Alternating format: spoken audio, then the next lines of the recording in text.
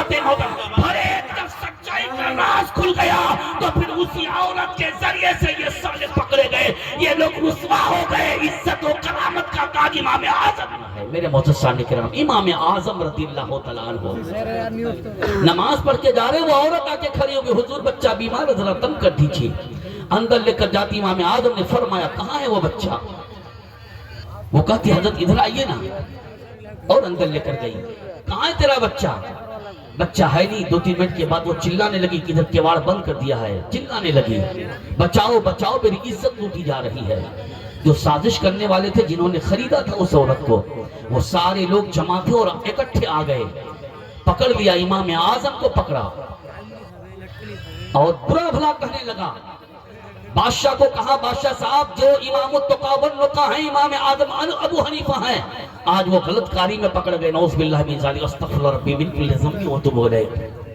حضرات اتنا بڑا الزام لگایا گیا۔ بادشاہ نے کہا ابھی رات ہے، فیصلہ اس وقت نہیں ہوگا، فیصلہ کل دربار لگے گا تب ہوگا، ابھی دونوں کو جیل میں ڈالو۔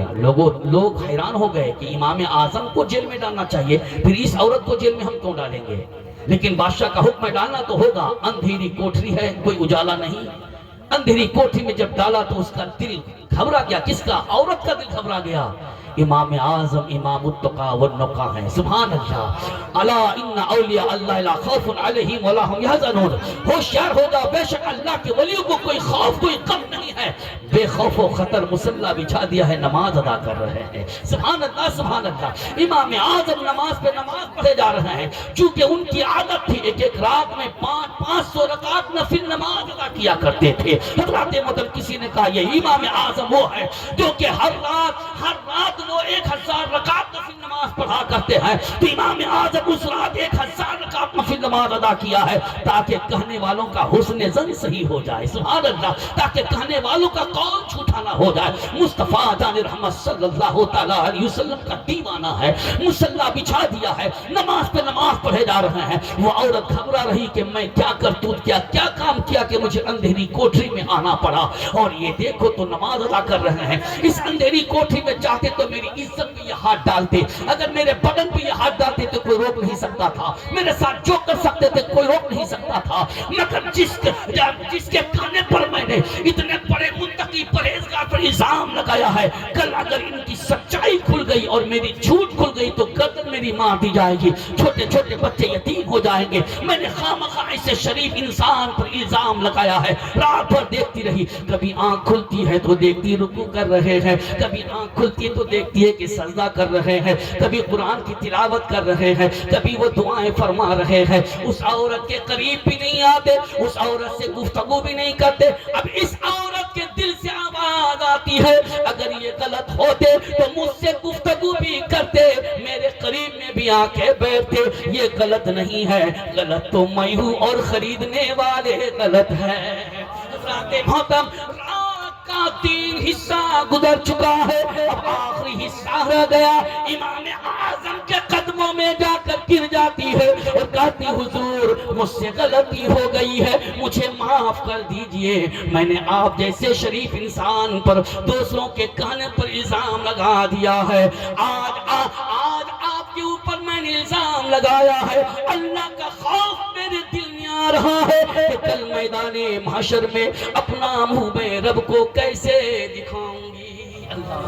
حضرات محترم وہ کہنے لگی حضور مجھے بچا لیجئے۔ حضرت امام اعظم رضی اللہ تعالیٰ عنہ ارشاد فرماتے ہیں جس رب نے مجھے بچایا ہے وہی رب میرے صدقے میں تجھ کو بچائے گا۔ ترکیب اتنی کر لو، نقاب پہن لو، صبح ہو چکی ہے، دربان کے پاس جاؤ، گیٹ بان کے پاس جاؤ اور جا کر کہو کہ میں جلدی رات میں آ گئی تھی، یہ کام میرا چھوٹ گیا ہے، جاؤں گی وہ کام کر کے آ جاؤں گی، تیرے ساتھ جاؤں گی، تیرے ساتھ آ جاؤں گی، تم پیچھے پیچھے جانا، دربان آگے آگے جائے گا، لیکن سنو تم اپنے گھر میں مت جانا، میرے گھر میں چلے جانا۔ سبحان اللہ۔ میری بیوی حماد کی ماں وہاں پر ہوگی، سارا ماجرا سنا دینا، یہ نقاب اسی کو دے دینا اور کہہ دینا کہ امام اعظم نے تجھ کو جیل میں بلایا ہے۔ سبحان اللہ۔ تم وہیں پہ رہ جانا، وہ جاتی ایسے کرتی ہے، نقاب ان کو دے دیتی ہے، وہ نقاب پہن کے اندر آ جاتی ہے. جب صبح دربار لگا ہے, سازش کرنے والے موچ میں تاؤ لگاتے ہیں. آج امام اعظم کا راز فاش ہو جائے گا, آج ان کی عزت کا پردہ تار تار ہو جائے گا. امام التقا والنقا بنے ہیں, آج بھرے بھرے مجمع میں وہ رسوا ہو جائیں گے. وہ لوگ یہ سوچ رہے تھے, مگر اے میرے معزز صاحب کرام, وہ تو عز من تشا, وہ تو ذل من تشا. اللہ جسے چاہتا ہے عزت عطا کرتا ہے, اللہ جسے چاہتا ہے ذلت عطا کرتا ہے. وہ خرید کر رسوا کرنا چاہتے تھے, رب قدیر نے اپنے محبوب کی سنت کی پیروی کرنے کے صدقے میں ان کو اتنی عزت کا تاج عطا فرمایا کہ دنیا دیکھتی رہے. امام اعظم بھرے دربار میں کھڑے ہیں, ان کی نقاب پوش عورت بھی بھرے دربار میں کھڑی ہے, ساتھ میں کھڑی ہے. بادشاہ نے بھرے دربار میں مسئلہ پوچھا, اے امام اعظم بتاؤ کسی غیر محرم کے ساتھ رات گزارنا کیسا ہے؟ امام اعظم نے فرمایا حرام ہے, حرام ہے, حرام ہے. بادشاہ نے کہا پھر اس غیر محرم عورت کے ساتھ آپ کیسے رات گزارے؟ تو فرماتے کون غیر محرم؟ کہا کہ جو نقاب پوش عورت ہے وہی غیر محرم. تو فرماتے نہیں, غیر محرم ہے ہی نہیں, یہ غیر محرم نہیں ہے. غیر محرم ہوتی تو میرا اس کے ساتھ رہنا ناجائز حرام ہوتا, تاکہ رات میں پکڑے گئے اور ابھی کہتے غیر محرم نہیں ہے. تو بادشاہ کیا کہتا ہے, دکھاؤ تو صحیح. امام اعظم فتویٰ دیتے ہیں تم بھی غیر محرم ہو, دکھایا نہ جائے گا. اے بادشاہ آپ غیر محرم ہو, دکھایا نہ جائے گا. آج تو ہم پولیس سے ڈر جاتے ہیں, لیکن بادشاہ کے سامنے میں حق بولنے والا ڈرتا نہیں ہے. الا ان اولیاء اللہ لا خوف علیہم ولا هم يحزنون. ہوشیار ہو جاؤ, بے شک اللہ کے ولیوں کو نہ کوئی خوف ہے نہ کوئی غم ہے. سبحان اللہ. الذین آمنوا وکانوا یتقون. اللہ کے ولی وہ ہیں جو ایمان لائے اور اللہ سے ڈرتے رہے. محبت سے بولو سبحان اللہ. میرے معزز سامعین کرام, مصطفیٰ کریم کا دیوانہ حضرت امام اعظم رضی اللہ تعالیٰ عنہ فرماتے ہیں بادشاہ تو بھی غیر محرم ہے, تجھ کو دکھایا نہ جائے گا. کون دیکھے گا؟ جو اس کا باپ ہے وہ دیکھے گا, جو اس کا نانا ہے وہ دیکھے گا, جو اس کا چچا ہے وہ دیکھے گا, دادا ہو تو دیکھے گا. تاکہ اس کے باپ کو بلاؤ. جب باپ کو بلایا گیا, باپ آیا, بیٹی کو دیکھا تو کہتا ہے بادشاہ یہ تو بیٹی میری ہے, میں اس کا باپ ہوں. کچھ دن پہلے ہی امام اعظم کے ساتھ میں نے اس کا نکاح پڑھا دیا. حضرات محترم, بھرے دربار میں جب سچائی کا راز کھل گیا تو پھر اسی عورت کے ذریعے سے یہ سب سازش کرنے والے پکڑے گئے. یہ لوگ رسوا ہو گئے. عزت و کرامت کا تاج امام اعظم. نعرہ تکبیر, نعرہ رسالت, مسلک اعلی حضرت, اصلاح معاشرہ کانفرنس, حضرت علامہ فاروق برہم پوری صاحب قبلہ. قد افلح المؤمنون الذین هم فی صلاتهم خاشعون. کامیاب ہے وہ مومن جو نمازوں میں گڑگڑاتے ہیں. سبحان اللہ.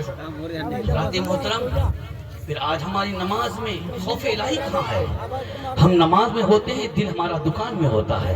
ہم نماز میں ہوتے ہیں, دل مکے کے کھیت میں ہوتا ہے. ہم نماز میں ہوتے ہیں, دل ہمارا کہیں چلنے جاتا ہے.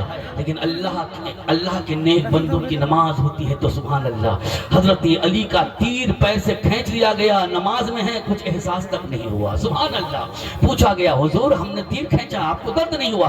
فرماتے ہیں میں نماز میں تھا. سبحان اللہ. میں نماز میں تھا, تیر کھینچا گیا پتہ نہیں چلا. اور ہماری نماز تو ایسی ایک چوٹی بھی ہم کو کاٹے تو ہم پریشان ہو جاتے ہیں. حضرات محترم, اگر واقعی نماز کو نماز کی حیثیت سے پڑھیں گے, رب قدیر نماز کا صدقہ ہم کو عطا فرمائے گا. اور سنیے, ٹائم تو زیادہ ہو رہا ہے لیکن وہ کام بھی کروں گا انشاءاللہ. رات آج جو میری گفتگو سن کے چلا جائے گا وہ جا سکتا ہے, میں اس پر پابندی نہیں لگا سکتا ہوں میرے دوستوں, لیکن جو سنے گا وہ کامیاب ہو جائے گا. اللہ جو سنے گا اللہ تعالیٰ ضرور اس کو کامیابی عطا فرمائے گا. میں نے بارہا کا تجربہ کیا ہے نماز پڑھنے سے. الحمدللہ نماز کی برکت سے 5 گھنٹے کا راستہ 1.5 گھنٹے میں ہو جاتا ہے. نماز کی برکت سے میں نے دیکھا ہے, نماز کی برکت میں نے دیکھی ہے, نماز کی کرامت میں نے دیکھی ہے کہ الحمدللہ دنیا کی سواری جہاں نہیں ملتی تھی وہاں ملنے لگی ہے. الحمدللہ دوستو, ابھی جیسے کہ میں آ رہا تھا, میں صرف اس لیے زیادہ کرایہ دے کر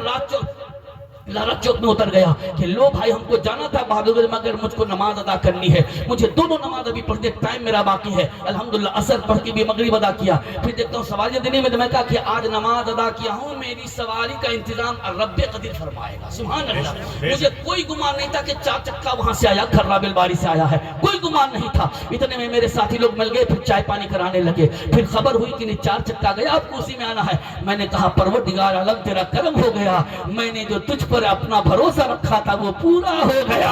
اس لیے اللہ فرماتا ہے تم جو کام کرو مجھ پر چھوڑ دو, تیرا کام پورا ہو جائے. واہ, زندہ باد, زندہ باد, بے شک. نماز پڑھو, کام چھوڑ کر نماز پڑھو اور کہو یہاں تک کرنا میرا کام تھا, اس کے بعد کرنا میرے رب کا کام ہے. رب قدیر کر کے نہیں دیکھا, لیکن اتنا آسان ہو جائے گا نماز کی برکت سے, 5 گھنٹے کا کام 2 گھنٹے میں ہو جائے گا. محبت سے بولو سبحان اللہ. سبحان اللہ.